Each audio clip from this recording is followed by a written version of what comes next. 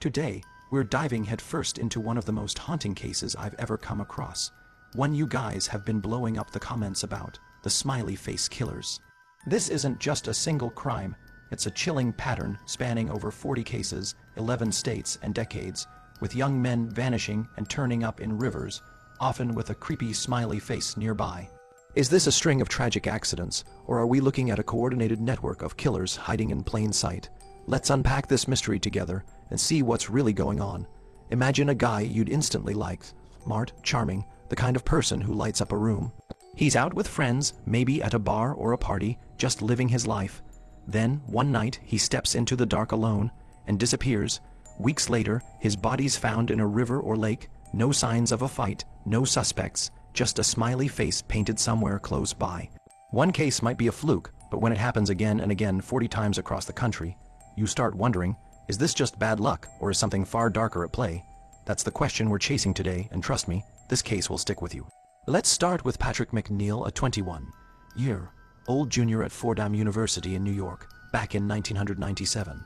Patrick was the all-American dream, studying accounting, aiming for the FBI, always well-dressed and confident.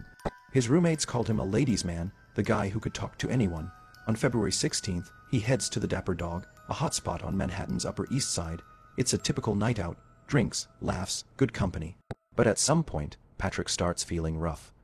Witnesses later say he was vomiting in the bathroom, probably from too many drinks. He tells his friends he's heading back to campus via subway, and steps outside to wait for a buddy who said he'd tag along. That friend never shows up. Patrick, figuring it's no big deal, decides to head off alone. Now, I know for a lot of us, walking home alone at night feels risky, but for a young guy like Patrick, it's just another night. Except it wasn't.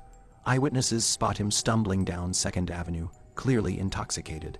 But here's where it gets unsettling. A double-parked car is creeping along behind him, matching his pace, turning when he turns, like something out of a horror movie. The last anyone sees of Patrick, he's near East 90th Street, heading toward the East River with that car still trailing him. Then he's gone, vanished. For 50 days, Patrick's family, the NYPD, and countless volunteers turn New York upside down, plastering over 10,000 missing person posters across the city. On April 7th, his body is found floating face up in the East River near a Brooklyn pier, 12 miles from where he was last seen. Face up is rare for drownings. Most bodies are face down due to gravity. The medical examiner rules it a drowning, manner undetermined, with a blood alcohol level of 0.16, twice the legal limit to drive, but he was walking, not driving. Here's where it gets weird.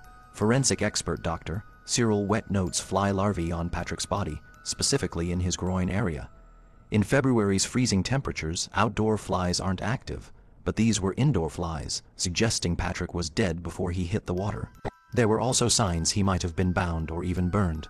Retired NYPD detective Kevin Gannon, who worked the case, didn't buy the accidental drowning story. He believed Patrick was abducted, held for days, and murdered. Patrick's case could have been a tragic one, but it wasn't. Similar stories started popping up across the country, and they followed an eerie pattern. Young men, usually college students or athletes in their early 20s, vanish after a night out and end up in water. Let's walk through some of these cases because the similarities are hard to ignore. First, there's Lucas Hamann, a 21-year-old from La Crosse, Wisconsin. It's September 2006, and he's at Oktoberfest, a big local event. He gets separated from his friends in the crowd, and days later, his body turns up near the Mississippi River's shore. The autopsy shows injuries to his head, hands, and arms, plus a bizarre footprint-shaped bruise on his forehead. Authorities call it an accidental drowning, but a smiley face is found painted near where his body was recovered. With all those injuries, does that sound like an accident to you? Then there's Todd Jabe, 22, who disappears from a bonfire party in rural Michigan in June 2005.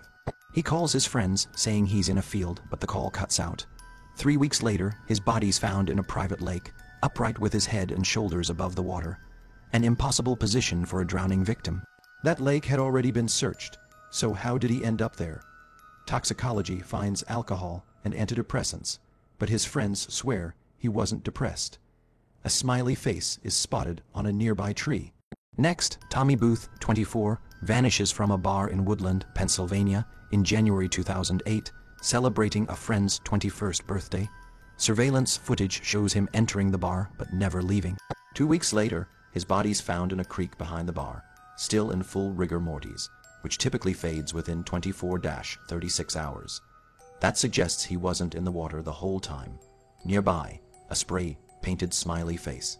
William Hurley, a 24-year-old Navy veteran, disappears after a Boston Bruins game in October 2009. He calls his fiancée for a ride, but when she arrives, he's gone.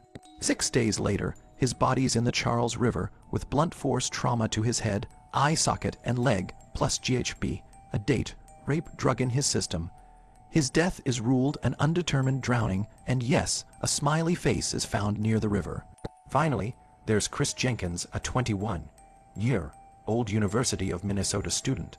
On Halloween 2002, he leaves a Minneapolis bar in his costume and vanishes. 4 months later, his body's recovered from the Mississippi River, still dressed as a pirate. Initially ruled an accidental drowning, his family pushes back, and in 2006, the police reclassify it as a homicide. That's 5 cases, but Gannon and his partner, Anthony Duarte, have tracked over 40, all with young men, nightlife, water, and often that unsettling smiley face. So what's the deal with these smiley faces? They're not at every scene and they're not identical. Some are big and cartoonish, others small and scrawled. To skeptics, they're just graffiti. You've seen smiley faces on street signs, bathroom stalls, everywhere. But Gannon and Duarte see them as signatures, like a killer taunting investigators. They also found other odd markings, runes, arrows, abstract shapes, but kept those under wraps to avoid tipping off suspects or inspiring copycats. The smiley faces aren't consistent enough to scream serial killer, but they show up just often enough to make you wonder. This is where Dr. Lee Gilbertson, a criminal justice professor from St. Cloud University, enters the picture. He didn't set out to solve a mystery. He was just using these cases as a classroom exercise for his criminal profiling students. But the more he looked, the more he saw a pattern. These weren't random drownings in random places. The bodies were found along major river systems, near college towns with vibrant nightlife and easy access to water. Gilbertson's theory is chilling. This isn't one killer. It's a network, like a gang or cells working independently but connected, targeting young men who fit a specific profile. Smart, athletic, vulnerable after a night out. The smiley faces, maybe a calling card, a ritual, or a way to mark their territory. Gannon and Duarte took this theory and ran with it, mapping out cases across states like Wisconsin, Minnesota, Michigan, and Pennsylvania. They used geographic profiling, analyzing where victims were last seen, where bodies were found, and nearby surveillance blind spots. They noticed bodies often showed up in places that didn't add up, like upstream from where victims disappeared or in areas already searched. Autopsies raised red flags too. Minimal decomposition, suggesting bodies weren't in water long. Injuries like ligature marks or burns not noted in official reports. And phones missing or damaged, like William Hurley's crushed cell phone. Let's talk about Dakota James, a 23-year-old graduate student at Duquesne University in Pittsburgh. On January 25, 2017, he's out for a casual night with friends. Surveillance catches him walking alone through Katz Plaza, then down an alley toward Fort Duquesne Boulevard. That's the last anyone sees of him. For 40 days, his family begs for answers and searches turn up nothing. Then, on March 6, his body surfaces in the Ohio River near the Interstate 79 bridge, miles from his last known location.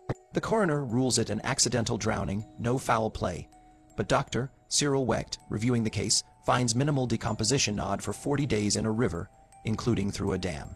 He notes ligature marks on Dakota's neck and discoloration in his fingernail beds, suggesting he tried to fight off strangulation.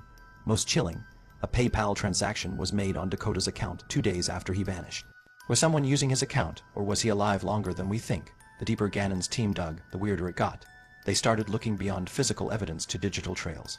In 2019, the Oxygen Network's docuseries Smiley Face Killers, The Hunt for Justice, brought their work to a wider audience. The series revisited cases, interviewed families, and uncovered new details. For William Hurley, they examined his damaged phone, suspecting it was intentionally destroyed to hide evidence. For Todd Jabe, they conducted a forensic study using a pig carcass to mimic lake conditions.